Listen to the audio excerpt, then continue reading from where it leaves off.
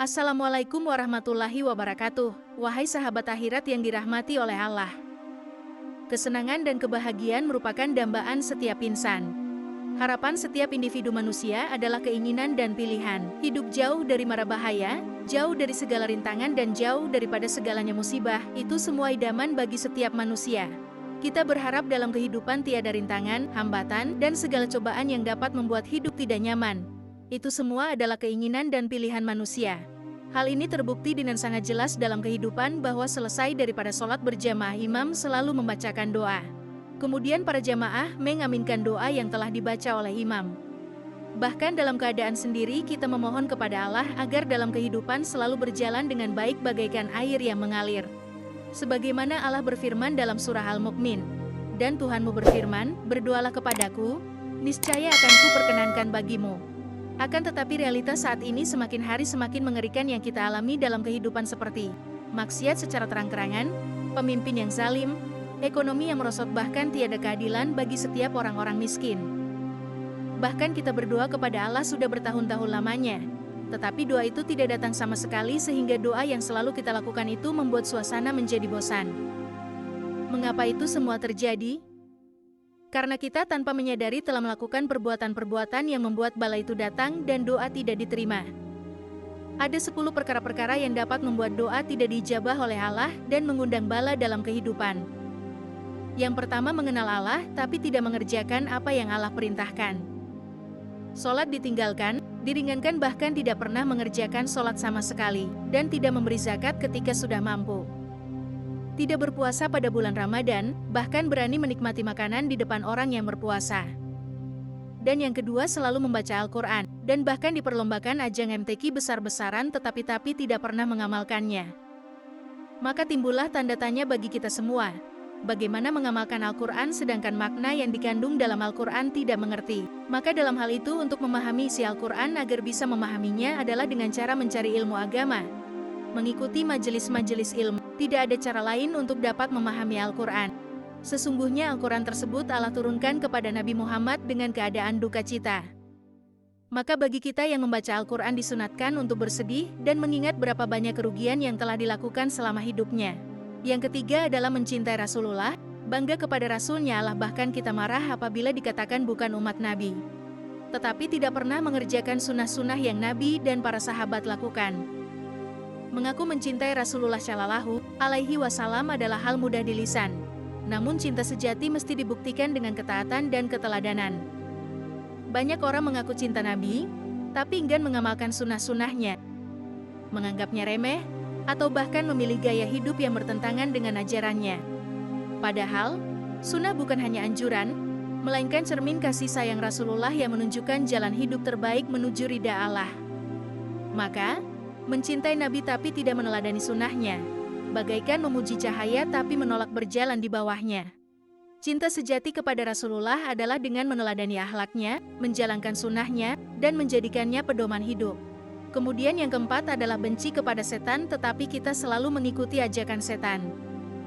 Banyak orang yang marah kepada setan, bahkan melaknatnya dalam doa dan ucapan, karena ia adalah musuh nyata bagi manusia. Setan telah bersumpah di hadapan Allah untuk menyesatkan manusia dari jalan yang lurus. Namun ironisnya, di balik kemarahan itu, masih banyak di antara kita yang justru mengikuti bisikannya, menuruti ajakan-ajakan buruknya tanpa disadari.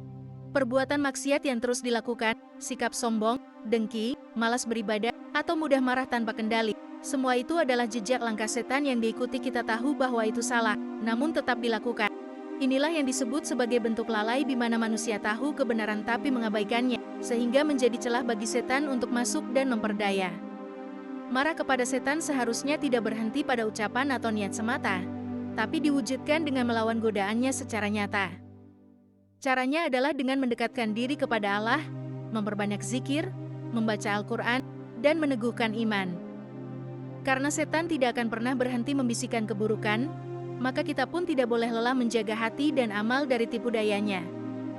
Kemudian yang kelima, percaya kita semua masuk ke dalam surga. Kita percaya surga adalah tempat yang luar biasa si akhirat nanti.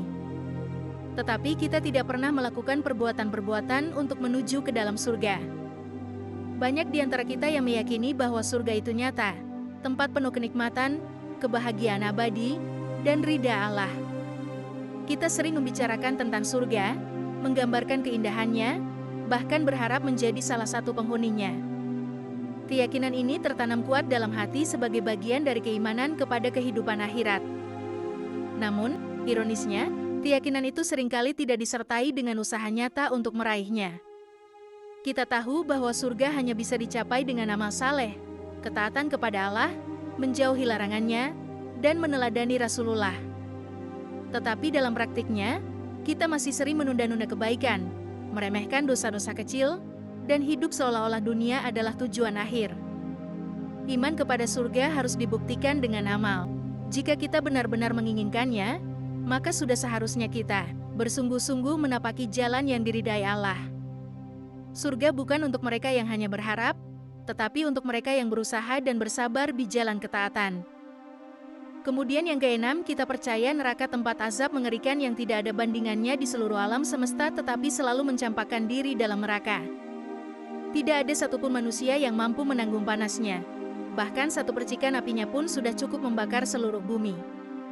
Keyakinan ini sering terucap dalam doa dan pengajian, sebagai bentuk ketakutan dan pengharapan agar dijauhkan dari siksa neraka.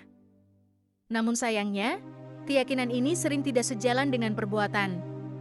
Banyak manusia yang justru mencampakkan diri ke dalam neraka dengan sengaja, meninggalkan sholat, melakukan maksiat tanpa penyesalan, melalaikan perintah Allah, dan menganggap remeh dosa.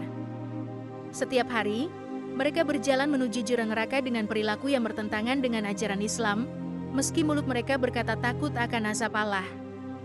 Seharusnya, jika kita benar-benar yakin bahwa neraka adalah tempat paling mengerikan, maka kita akan berusaha mati-matian untuk menjauhinya.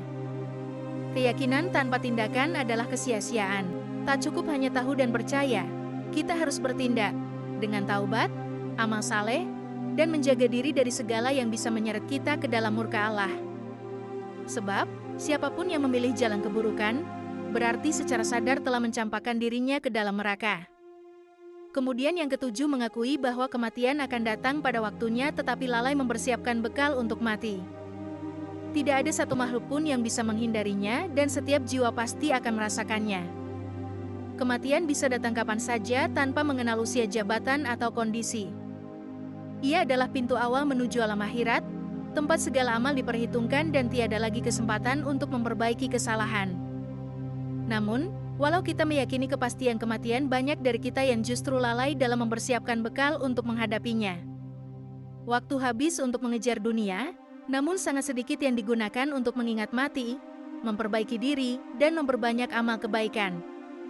Seolah-olah kita hidup selamanya, padahal setiap detik yang berlalu semakin mendekatkan kita kepada liang kubur.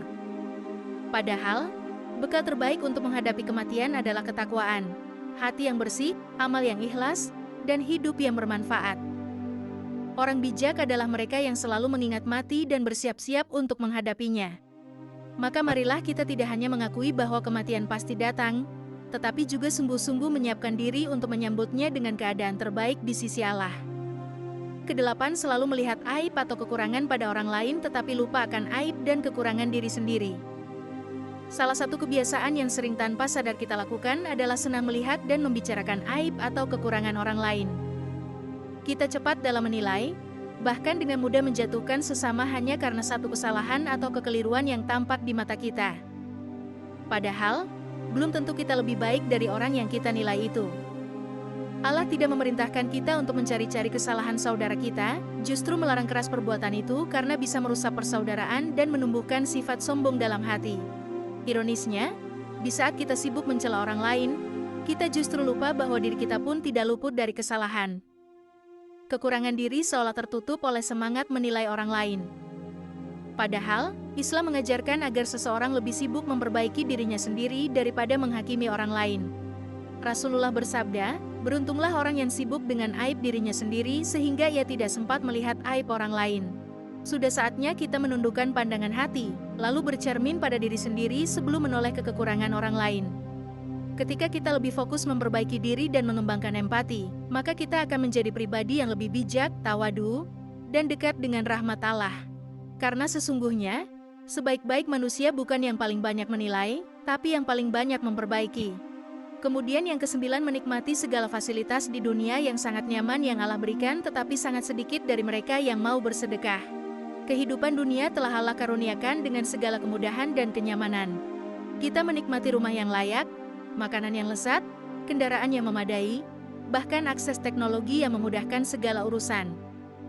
Semua itu adalah bentuk kasih sayang Allah yang tak terhingga, yang seharusnya disyukuri bukan hanya dengan ucapan, tapi juga dengan perbuatan nyata, salah satunya melalui sedekah. Namun, banyak di antara kita yang lupa atau enggan berbagi dari sebagian rezeki yang telah Allah limpahkan. Harta dijaga ketat, seolah akan berkurang bila dibagi. Padahal Rasulullah Shallallahu Alaihi Wasallam telah mengingatkan bahwa sedekah tidak akan mengurangi harta, justru menambah keberkahan di dalamnya.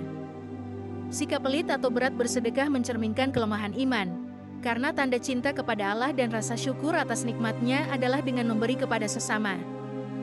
Sudah saatnya kita membuka hati dan tangan untuk memberi, bukan menunggu berlebih dulu. Sedekah tidak selalu harus besar nilainya, tapi yang terpenting adalah keikhlasannya.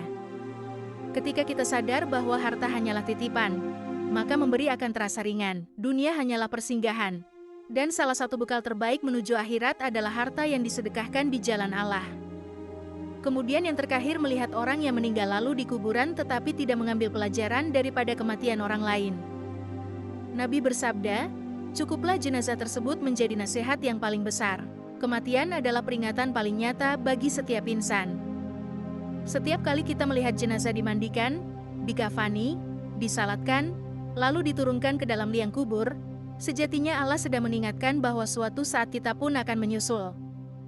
Namun sayangnya, banyak orang yang menyaksikan semua itu hanya sebagai rutinitas sosial, bukan sebagai pelajaran hidup.